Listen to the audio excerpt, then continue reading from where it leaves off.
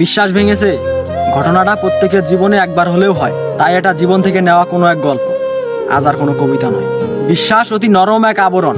বিশ্বাস আমরা তাকেই করি যাকে উজাড় করে দেই সারাক্ষণ। শহরে মূলত প্রেমকে ঘিরেই তৈরি হয় বিশ্বাস।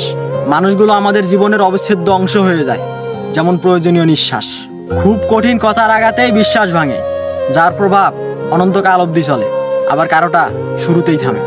একবার বিশ্বাস ভাঙার পরে মানুষ মন ভাঙা প্রেমিকদের খাতায় নাম লিখাতে চায়, আবার কেউ অনবরত আরেকজনের কমল মন ভেঙে যায়। ভেদাভেদ মূলত এখানেই সৃষ্টি হয়, কেউ দুর্যোগ কাটিয়ে ফিরে আসে, আবার কেউ হারিয়ে যায় অজানায়। এভাবে প্রেম বিচ্ছেদের সৃষ্টি হয়েছে। এখানে দোষ আসলে কাউকে দেই না, দোষ হলো আধুনিক যুগের, যা আমাদেরকে ভালোবাসতে শিখিয়েছে। আর শহরে একদিকে প্রেম ভাঙে তো আরেকদিকে প্রেম গড়ে। এর জন্যই আমার মতো প্রেমিকরা আজ প্রেমিক পরিচয় দিতে অস্বস্তি বোধ করে। তোমাদের নিকট একটাই প্রশ্ন, মানুষ কি আসলেই বিশ্বাস ভঙ্গকারীদের ভুলতে পারে?